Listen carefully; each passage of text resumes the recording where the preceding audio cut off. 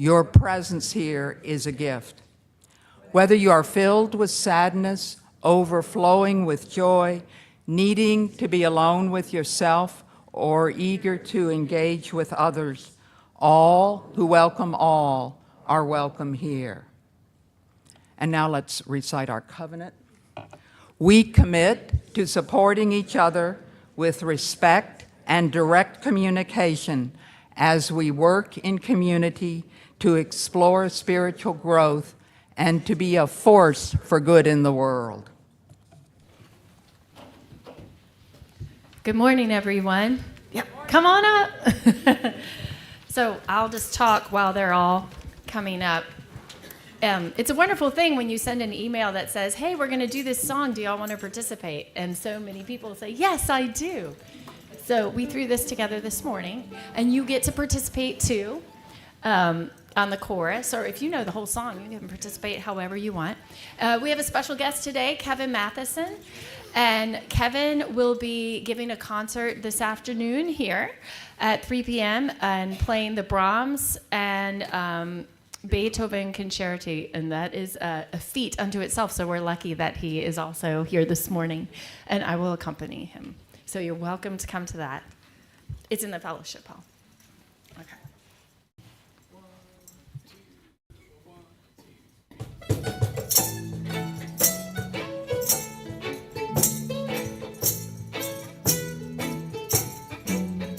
Well, the moon is broken and the sky is cracked. Come on up to the house. The only thing that you see is all that you lack. Come on up to the house. All your crying don't do no good. Come on up to the house. Come down off the cross, we can use the wood. Come on up to the house. You gotta come on up to the house. Come on up to the house. The world is not my home, I'm just a passing through. Come on up to the house. There's nothing in the world that you can do. You gotta come on up to the house. And you've been whipped by the forces that are inside of you. Come on up to the house. Well, you're high on top of your mountain of woe. Come on up to the house. Well, you know you should surrender, but you can't let go. Come on up to the house. You gotta come on up to the house. Come on up to the house.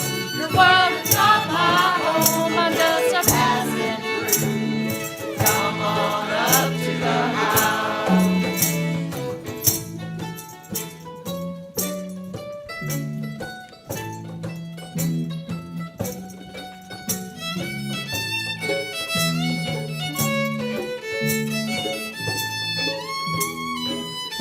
Yeah, you're right.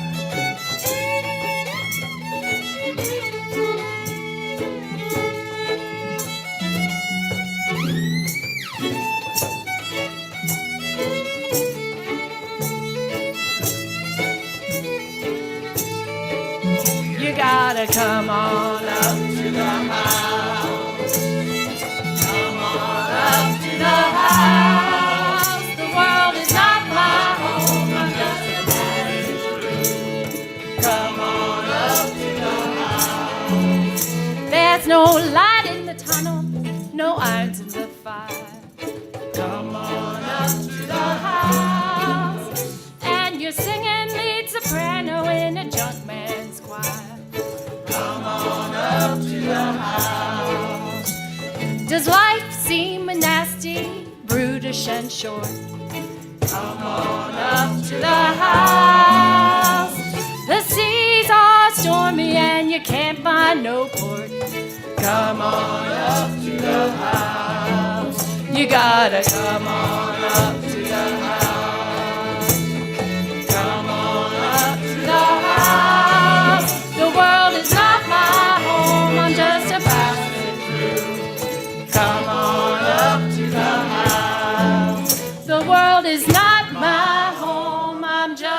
passing through. Come on up to the house.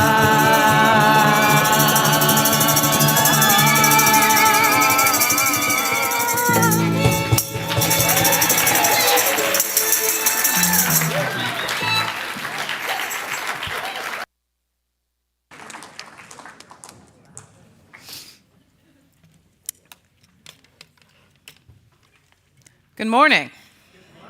That is one of my favorite songs of all time, so I might need a minute. Thank you for everybody who said yes to that invitation. That was amazing. So, again, good morning. I am the Rev. Jen Raffensperger, and my pronouns are she, her, hers, and I am honored to serve as the minister of the Unitarian Universalist Church of Roanoke. And so this morning, this song was very apt because we're talking about a lot of things today, as we kind of always do. But the main thing we are talking about and honoring this morning is milestones, those times in our life when we know we are on the precipice of change. I mean, change can come anytime, right? Whether we know it's coming or not. Well, actually, we can pretty much always assume that some change is coming our way.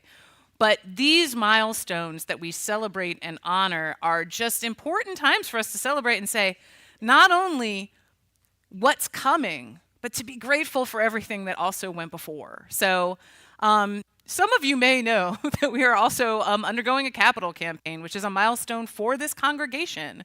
We have been in this house for 40 years, and we haven't really done anything like this before.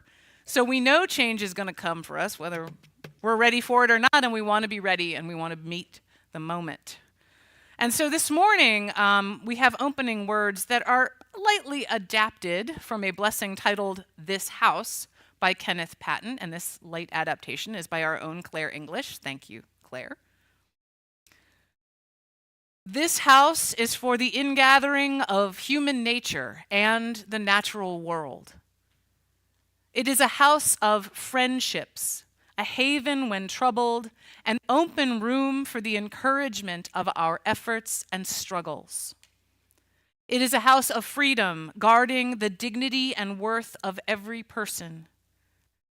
It offers a platform for the free voice, for declaring both in times of security and danger the full and thoughtful engagement of ideas. It is a house of truth-seeking, where scientists and searchers can invigorate devotion to their quest, where mystics are welcome within a community of seekers. It is a house of art, adorning its celebrations with melody and poetry. It is a house of prophecy, transcending times past and times present in visions of growth and of progress. This house is a cradle for our dreams, the workshop of our common endeavor. And now if Jean would light our chalice. I totally forgot the candle, so if you would use the matches, thank you. We light the chalice this morning as people in Unitarian Universalist churches, congregations, and fellowships are doing all around the nation and the world, knowing that it serves as a beacon for us and for all in stormy times and calm times, that it is the light of our faith. May the light we now kindle inspire us to use our powers, to heal and not to harm, to help and not to hinder, to bless and not to curse, to serve you, O Spirit of life.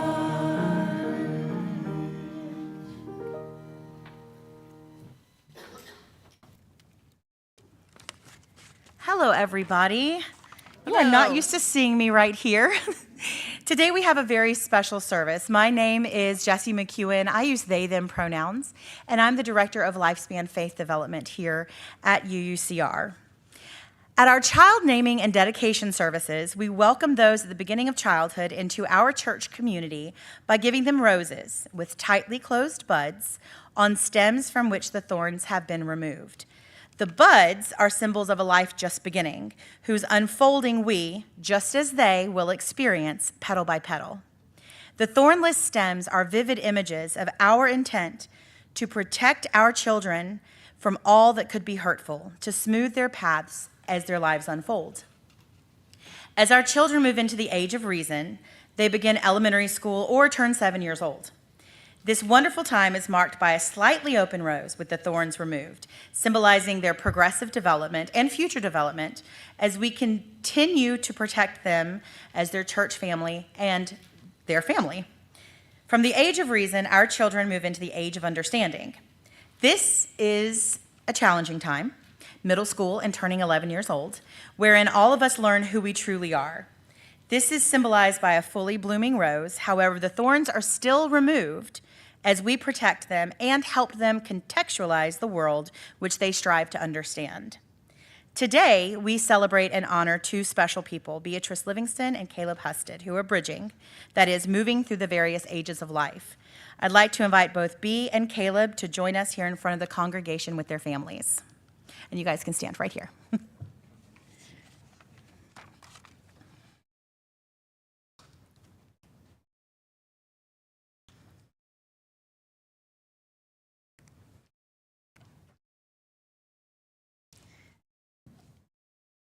First, I'm going to talk to you, Bea. As you step into your teen years, you're growing into the age of accountability. Now, that sounds a little scary, but what it means is this. You have learned to reason right from wrong. You understand yourself more now than ever before, and you are not just accountable for your actions, but you're primed to hold others accountable for their actions towards you. You and your peers are the bold new inventors, creators, and explorers. As you transition into the next phase of your journey to adulthood, you too will receive an open rose. The stem this time is not stripped of its thorns, although it appears it might be slightly damp. We can no longer hold away the hurts and dangers of adulthood any more than we could keep those buds from opening. However, to this symbol we add a new one, a set of gardening gloves. Though adult life is occasionally painful, not always rich in color and texture, we urge you to engage in it fully. And while we may not be able to protect you from everything in your future, we hope we have given you the tools, like those gloves, that you will need to protect yourself. Tools such as values, decision-making skills, the ability to think for yourself, a heritage of the right of conscience, the need to act on what the conscience demands, a religious community in which to test and refine the possible direction of your life, and a wonderful sense of humor. Your family also has a gift for you. This is a journal that contains blank pages. Use them in the next few years to record the incredible, the stressful, the difficult, and the wonderful parts of your unique and fabulous journey. As we've seen, we give the gift of roses to those who join us for a bridging ceremony. Caleb, you are crossing the final bridge. Speaking of that sense of humor, you are crossing the final bridge to adulthood. You've grown through your naming, the ages of reason, understanding, and accountability, and now you are joining us, these adults, in the age of discernment. You are entering a phase of life that most of us remember fondly. We'll tell you that these are the best years of your life, every chance we get. We'll tell you to travel, to learn, and to have incredible adventures of your very own. We will tell you to fall in love, to make mistakes, and all of this can be odd because for so many years, we've been encouraging you to get it all right so that you can get to these years. Like these roses, the life you have before you is wide open and quite beautiful. Now I invite your family to offer you a gift.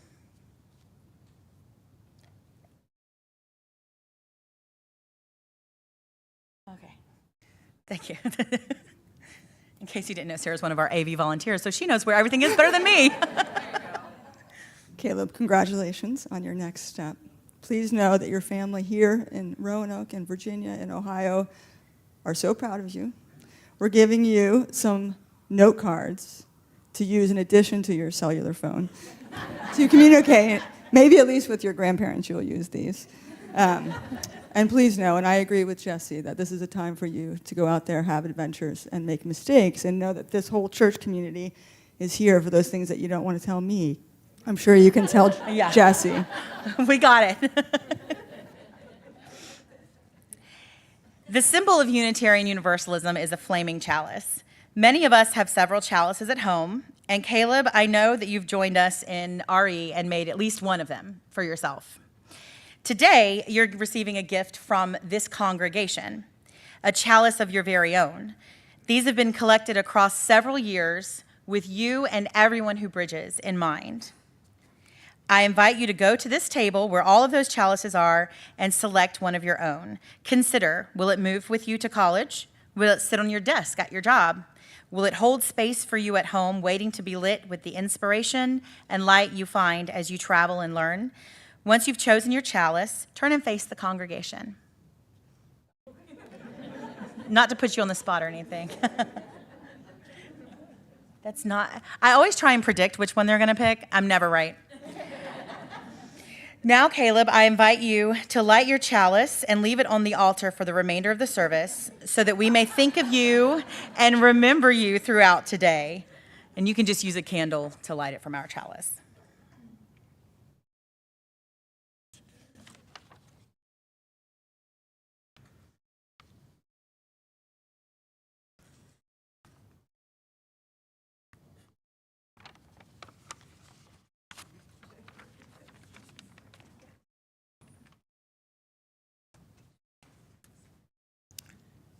Well, the part of my script says, at this time, I would like to invite Bridgers and their families to stand in front. So we're there already.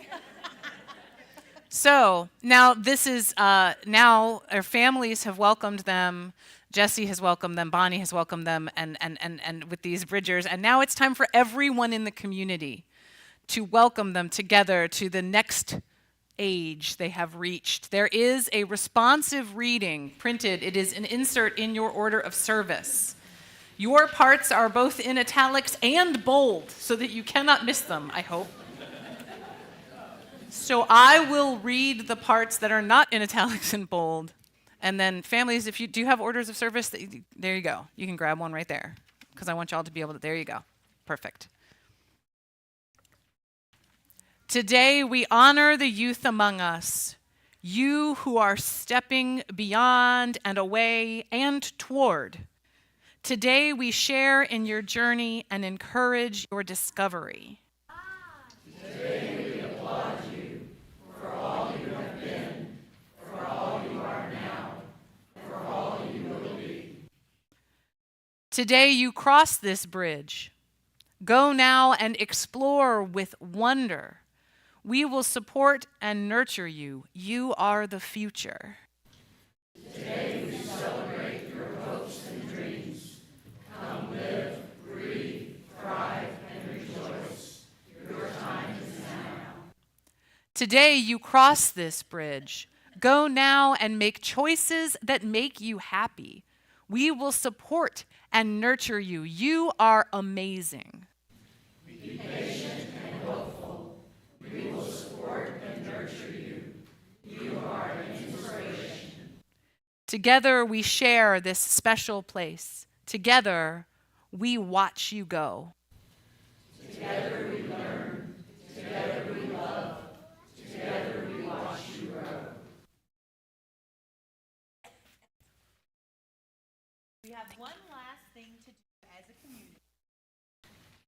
And it's probably one of my favorite parts because it's always a little bit silly. The congregants who are willing and able, including families standing here, except for B and Caleb, we're going to create a tunnel down our center aisle here. And I'm going to ask Bonnie and Rev Jen to get us started. And once we're formed, I'm going to invite you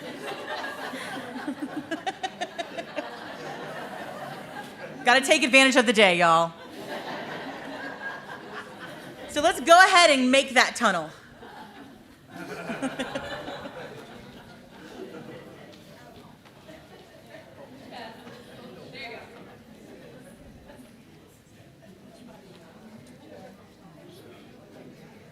All right, B, and hey, Acelia, there's room right here by Red Jen.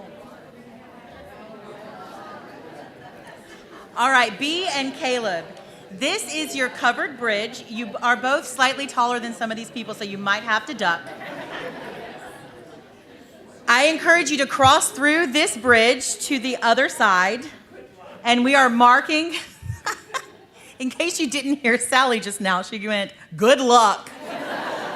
This is our official transition into your next stage of life. Thank you for celebrating these milestones with us, and off you go to your wild, wonderful lives.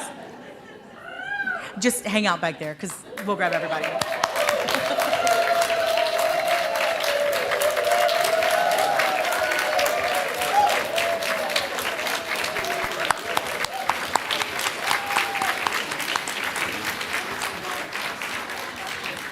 As folks take their seat, anyone who is young at heart, wants to hang out with us during Children's Church, we will meet at the door back there and head on our way. Congratulations, B and Caleb.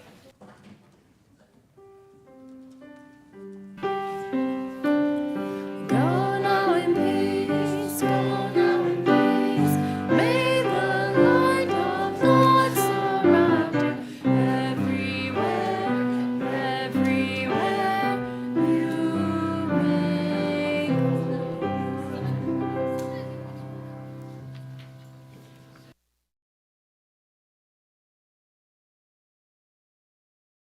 Our reading today is an excerpt from This is Water by David Foster Wallace. The full piece is something he gave his commencement address at Kenyon College back in 2005. Look, if I choose to think the way I do, fine, lots of us do, except that thinking this way tends to be so easy and automatic, it doesn't have to be a choice. Thinking this way is my natural default setting. It's the automatic, unconscious way that I experience the boring, frustrated, crowded parts of adult life when I'm operating on the automatic, unconscious belief that I am the center of the world and that my immediate needs and feelings are what should determine the world's priorities. The thing is that there are obviously different ways to think about these kinds of situations. In this traffic, all these vehicles stuck and idling in my way, it's not impossible that some of these people in SUVs have been in horrible auto accidents in the past and now find driving so traumatic that their therapist has all but ordered them to get a huge, heavy SUV so they can feel safe enough to drive. Or that the Hummer that just cut me off is maybe being driven by a father whose little child is hurt or sick in the seat next to him, and he's trying to rush to the hospital, and he's in a way bigger, more legitimate hurry than I am. It is actually I who am in his way. Or I can choose to force myself to consider the likelihood that everyone else in the supermarket's checkout line is just as bored and frustrated as I am, and that some of these people probably have harder, more tedious, or more painful lives than I do overall. Again, please don't think I'm giving you moral advice or that I'm saying you're supposed to think this way or that anyone expects you to just automatically do it, because it's hard. It takes will and mental effort, and if you're like me, some days you won't be able to do it or you just flat out won't want to.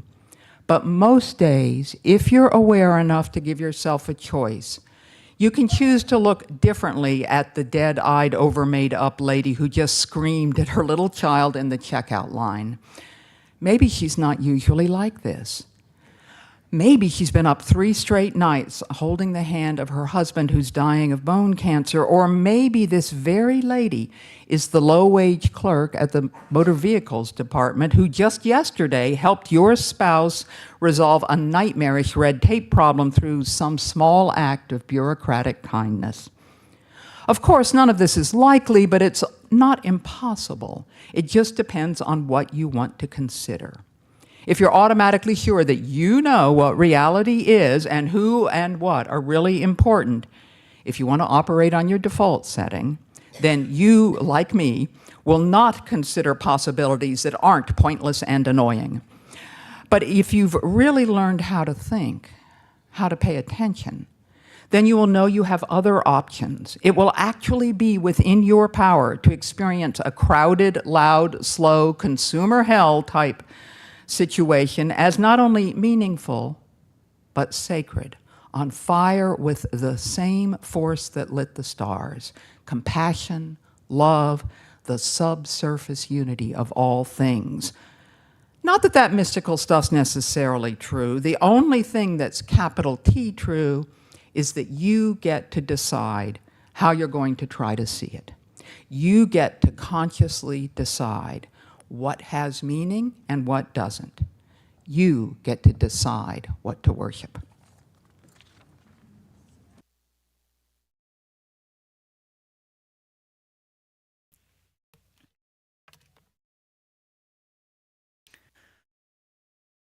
What should young people do with their lives today? Many things, obviously, but the most daring thing is to create stable communities in which the terrible disease of loneliness can be cured. The annual commencement address is a unique and a special genre in our cultural dialogue. So many of them are utterly forgettable and easily forgotten. I am ashamed to say that I have no recollection whatsoever of who spoke at my high school graduation or what they spoke about. As for undergraduate graduation, well, I finished my degree in August and the ceremony wasn't until December, so I just decided to get my diploma in the mail. And the commencement exercises for my divinity school were lovely, I guess. They were entirely online, and I honestly don't remember what the speech was about. Though I do remember that my friend and colleague, the Reverend David Pyle, gave it. I don't know what he said. The most daring thing is to create stable communities in which the terrible disease of loneliness can be cured. Don't worry, you didn't miss anything. That wasn't a quote from any of our earlier readings. That quote is from a commencement address delivered by Kurt Vonnegut at the commencement exercises of Hobart and William Smith Colleges in May of 1974. Vonnegut, who was raised Unitarian and remained on a smile and nod relationship with the faith throughout his life, made something of a habit of giving commencement speeches. You can buy an entire book of Vonnegut commencement speeches. Somewhat famously, a commencement speech that starts with "Wear sunscreen" went viral and was credited to Vonnegut speaking at the MIT commencement in 1997. It turns out none of that was true, but the man did give any number of similar speeches. And this one has stuck with me because we hear so often about the epidemic of loneliness affecting our society right now, and Vonnegut was naming the same thing over 50 years ago. That 1974 speech went on to exhort graduates to create a new religion, which I suppose isn't a great advertisement for Vonnegut's experience of Unitarianism, but the ideas are sound. Life is what you make it. That also sounds like a cliche, but the thing about cliches is they really only become cliches if they reflect some kernel of actual truth, an observation that is resonant enough for enough people that it is repeated and passed on again and again. We're here this morning to celebrate milestones, and I fear that too often these celebrations drift into cliche.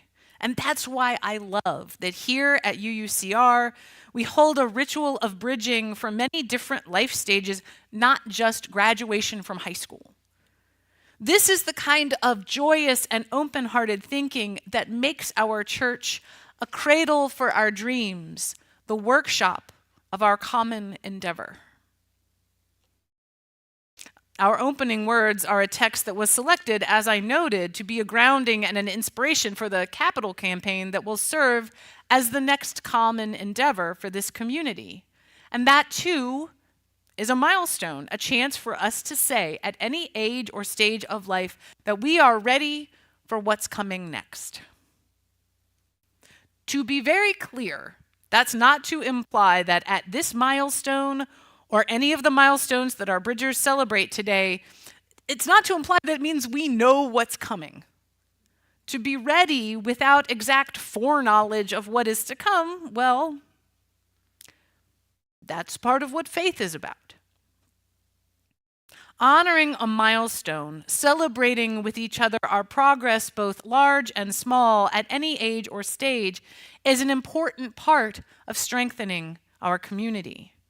The stories that we weave together here, the lives we weave together here, will come under strain.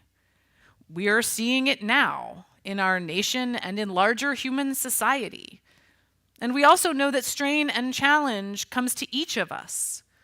Knowing the many ways that our lives are joined to one another is part of how we can find strength in the midst of strain.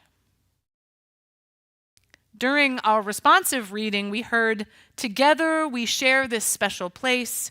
Together we watch you go." Just because you're leaving a place doesn't mean you don't still share it with those of us who are staying here.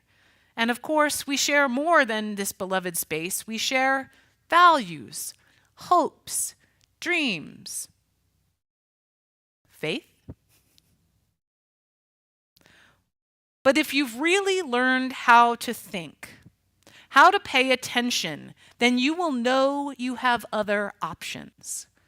It will actually be within your power to experience a crowded, loud, slow, consumer hell type situation as not only meaningful, but sacred, on fire with the same force that lit the stars. Compassion, love, the subsurface unity of all things. Not that that mystical stuff's necessarily true. The only thing that's capital T true is that you get to decide how you're going to try to see it. You get to consciously decide what has meaning and what doesn't. You get to decide what to worship. David Foster Wallace was, by all accounts, a complicated individual. And this particular commencement address, however, remains one of those rare examples of the genre that has won a place in popular culture. It has been published as a small book called This Is Water. There are audio recordings available on YouTube, some of which are added together have millions of views, or I guess listens. Picking up where our reading left off, I'm going to share the next small portion of Wallace's speech. We left off at "You get to decide what to worship." Because here's something else that's true. In the day-to-day trenches of adult life, there is actually no such thing as atheism. There is no such thing as not worshiping. Everybody worships. The only choice we get is what to worship. And an outstanding reason for choosing some sort of God or spiritual type thing to worship, be it JC or Allah, be it Yahweh or the Wiccan mother goddess or the Four Noble Truths or some infrangible set of ethical principles, is that pretty much anything else you worship will eat you alive. If you worship money and things, if they are where you tap real meaning in life, then you will never have enough. Never feel you have enough. It's the truth. Worship your own body and beauty and sexual allure, and you will always feel ugly. And when time and age start showing, you will die a million deaths before they finally plant you. Worship power, you will feel weak and afraid, and you will need ever more power over others to keep the fear at bay. Worship your intellect, being seen as smart, and you'll end up feeling stupid, a fraud, always on the verge of being found out, and so on.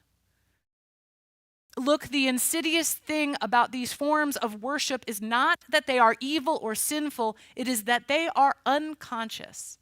They are default settings. This is back to me, not David Foster Wallace anymore. Okay.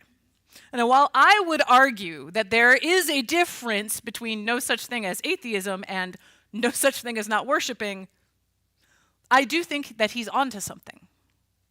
He's on to something very similar, in fact, to what Kurt Vonnegut was onto. The most daring thing is to create stable communities in which the terrible disease of loneliness can be cured. Vonnegut, a prisoner of war and survivor of the firebombing of Dresden in World War II, and Wallace, a brilliant and complicated man who lived a tragically short life due to his struggles with depression, were both exhorting new college graduates to give their attention to something other than wealth or power or influence. They were exhorting these new people on the cusp of a new relationship with the world to choose mindfully how and to what they would give their attention. Worship means to declare a thing of highest worth. If you place all your value on wealth or power, well, one could argue we are living the real consequences of that in our daily lives right now. People in power who are so scared that they will lose an iota of it, that they will do whatever to whomever to keep themselves on top. I wonder, I truly do, how lonely these people are. To our beloved young people who we bridged with love this morning, I want this message to serve as a reminder to you that no matter where you go or what you do, we are here for you. And by we, I do mean UUCR, yes, but I also mean Unitarian Universalism writ large. I mean people who, whether they attend a UU church or not, or whether they attend one yet, declare these values of highest worth: pluralism, interdependence, equity, transformation, justice, generosity, and love. Always love. If you place love at the center of your life, if you let it fill your heart, even when it's a struggle, we do know that you can love someone and not like them very much. If you choose to value love more highly than anything, then not only will there be less room for things like wealth, power, and influence to take over your attention, but you will shine like a beacon in this world. You will learn to recognize others who shine like you. And whether you're in a UU church or not, you will find yourself thinking of this place, of these values, and daring yourself and others to dream of a world where we break out of our default settings, where we do more than dream, but find the strength to become woven into new communities, where we find enough others not just to dream, but to build those dreams, to turn them into realities, a place where we can work to end loneliness, a place where we can grow new ways of being. Milestones come to us all. This house of freedom and friendships, of truth-seeking, of art, of prophecy, this cradle for our dreams and workshop of our endeavors is here to hold us, all of us and more of us, on this journey. We light this chalice each week to remind ourselves of the beacons that we are, even, especially, on the days we don't feel much like beacons. We build this house to hold all we dare to hope, the place where we rest to rise with strength anew, the place where we dream of justice and organize for it, the place where we bring our wounded spirits to be reminded of the light we may have forgotten. We see that light in each other. We see it in those newly born and those on the cusp of death. We burn and we build. And as we build here, we take that light with us everywhere, Then, when we are alone out in the world and faced with yet another crowded, low, slow consumer hell type situation, we will have found strength enough to seek that sacredness that resides within all things. May we find it within our power to experience each situation not only as not only meaningful but sacred, on fire with the same force that lit the stars, compassion, love, the subsurface unity of all things. So may it be.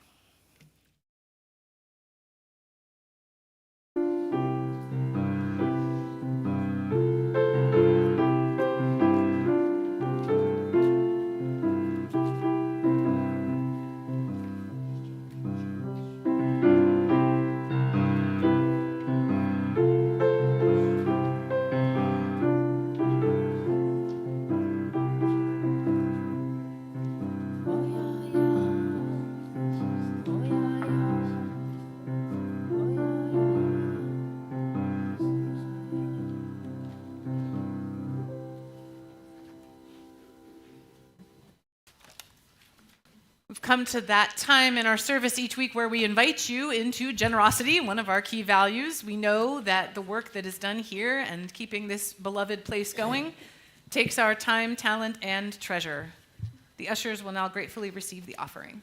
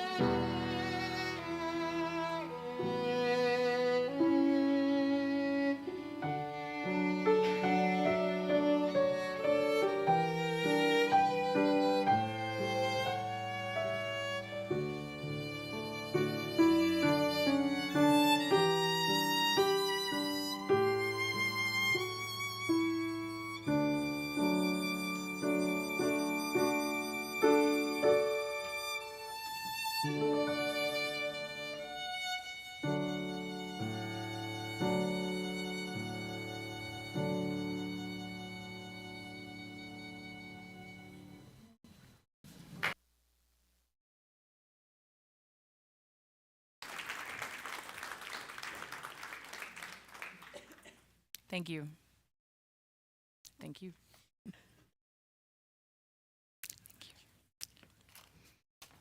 Thank you. Oh, the lightsabers are here. Here you go.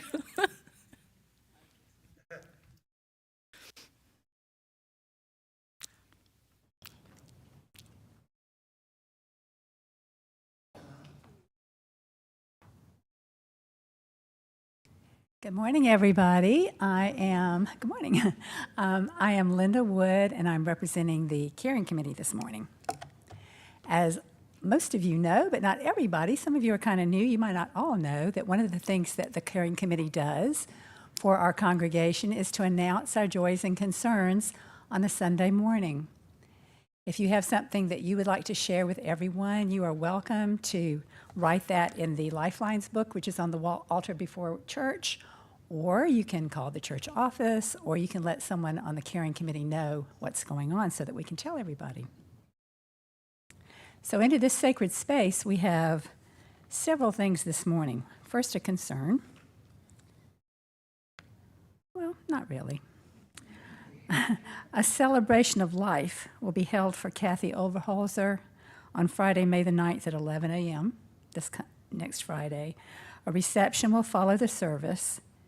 If you would like to provide something for the reception, please contact Sally Garber right here. Okay, two joys. Mary and Jimbo Harshfield are celebrating their anniversary today. How many years, Jimbo? 40, a big one. Oh, congratulations. And the other great joy we had this morning, what a long, strange trip it has been for Tim Andriano.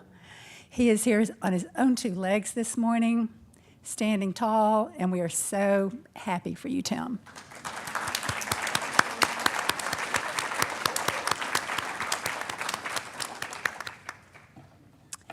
If you have something private that you would like to come light a candle for, this is your opportunity now. Please use both sides of the altar.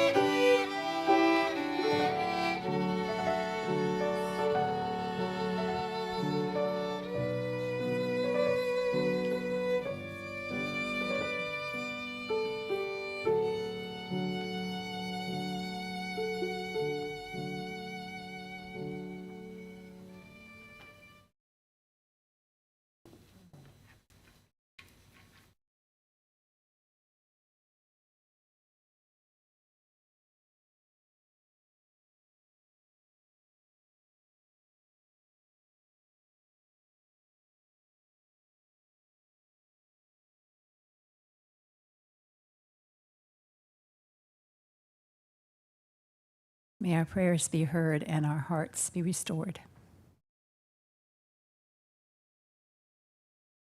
Thank you, Linda. Just keeping on a theme, I am going to light one extra candle this week for everyone, honestly, everywhere who's graduating from anything right now in this world. It is such a tumultuous time, and it's such a big moment, and some people like ignore, like I did, and my undergrad, and some people just make it this huge thing, but it is a huge thing. It is a huge moment in everyone's life.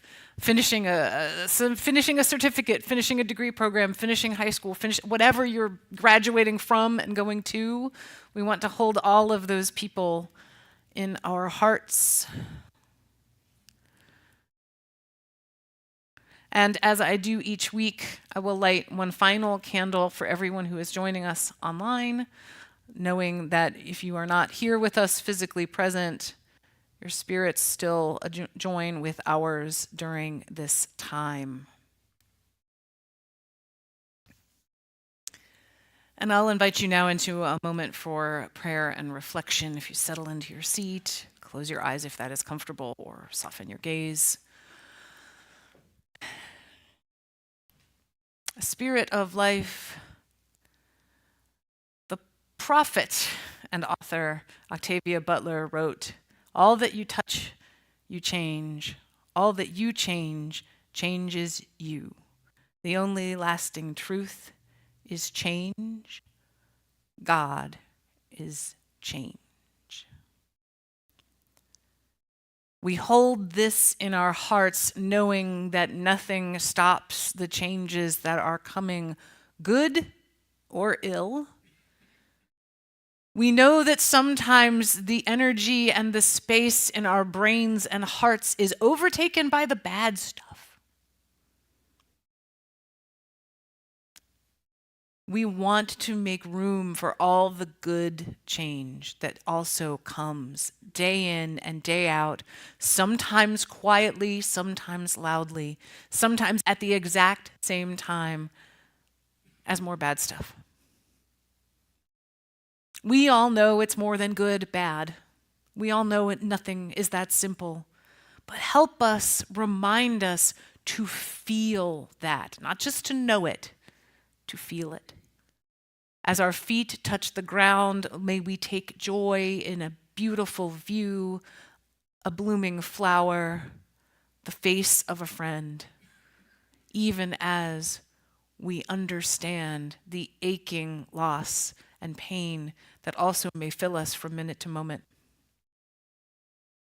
Spirit of life, ground us in that light that shines within us all, that we merely symbolize with these candles, with this chalice, this light we see and foster in one another.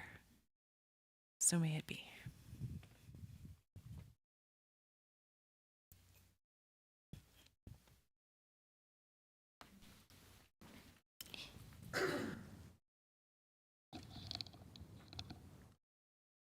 And now, as we draw close to the end of our time together in worship this week, we turn our attention from within our community and our joys and concerns, and we prepare to engage with the world in the week ahead. We'll begin with a few announcements. Next Sunday, May 11th, we will celebrate our annual ritual of flower communion. Please plan to bring a flower or two from your garden or from the grocery store to share in this beautiful and uniquely Unitarian annual observance. The next book being discussed in our weekly Living the Questions group is How to Do Nothing, right? Resisting the Attention Economy by Jenny Odell, a galvanizing critique of the forces vying for our attention and our personal information that redefines what we think of as productivity, reconnects us with the environment, and reveals all that we've been too distracted to see about ourselves and our world. Nothing is harder to do these days than nothing, but in a world where our value is determined by our 24/7 data productivity, doing nothing may be the most important form of resistance. So argues artist and critic Jenny Odell in this field guide to doing nothing. On Sunday, May 18th, we will be dedicating a plaque installed in front of our property in honor and memory of those persons once enslaved on this land. This installation is set to align with the 160th anniversary next month of Juneteenth. After that, we will have our annual church picnic. We will start with a short worship light gathering where we will honor all the volunteers who make our place a vibrant, welcoming, and busy one. Please plan to bring a dish to share and label the ingredients of whatever you bring so we can ensure safety for everyone who has a special dietary need. At this time, I'd like to invite Erica Joyner to share more about our capital campaign.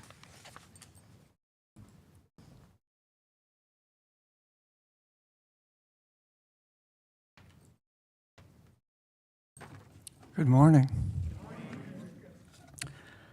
I have a testimonial for you. At the close of the very first Sunday service I ever attended at UUCR, I was sitting in the back of the sanctuary with a deer in the headlights expression on my face when Cy Dillon sat down next to me, introduced himself, and then made sure that he knew that I was welcomed and appreciated. My next deer in the headlights moment was almost 2 years under my belt as a church member, was when Anna Tulu tapped me on the shoulder with, "I think you would make a great president-elect." By then, UUCR had become my spiritual home, my safe haven, and a home base for the social action that fuels my fire. After I finished being overwhelmed with the significance of the energy being asked of me, I answered the call. How could I refuse? I'm telling you this to underline how important it is that our church continue to be the vibrant, socially active, inclusive church that I have found it to be. In order for the legacy to continue, we need to have a building that will enable us to continue to carry out the mission of this church in a safe, secure, and dynamic way. UUCR made a commitment to me from the day I first walked through its doors and has held that commitment up to and including this very moment. In return, I have made a commitment, a covenant, if you will, to support our congregation to the best of my ability and resources. Now, darned if the church isn't making a substantial ask of us to support our capital campaign. How can I refuse? This is our future, and I will be investing in it wholeheartedly. I'm asking the same of you. Thanks.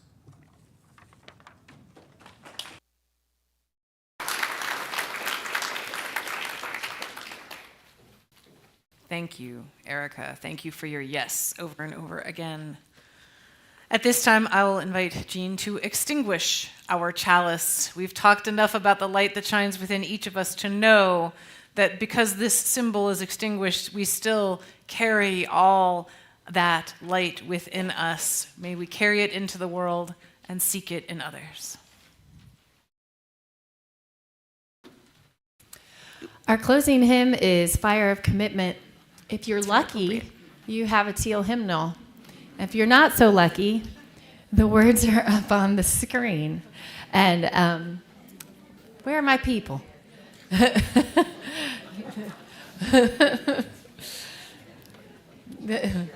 Oh, and for y'all, like, I have some. If you need some words. I'm here. That's the last page only. Okay, all right. Please rise and sing with us. You got this. You guys each have one page. There's bound to be another one somewhere. There's more. Okay, all right. They weren't lucky, I guess.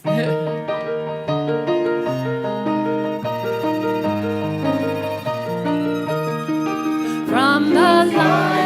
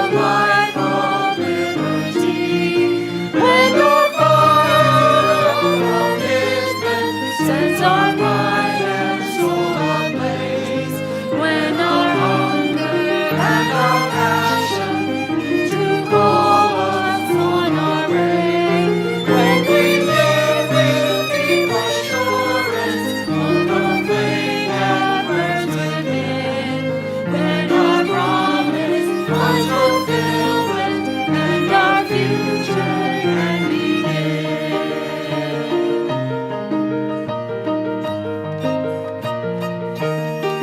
From the dreams of youthful visions comes a new prophetic voice, which demands a deeper justice, built by our courageous choice.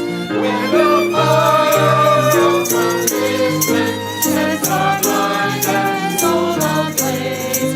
When our hunger and our passion need to call us on our way, when we live with deep assurance on the flame that burns within. When our promise finds fulfillment and our future can begin.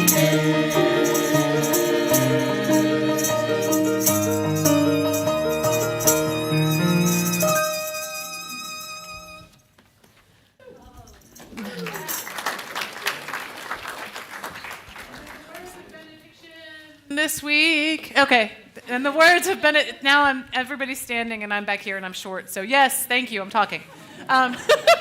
Thanks, Sarah. Go into the world and be the lights that you are. Go with peace into the week ahead. Thank you. Hey.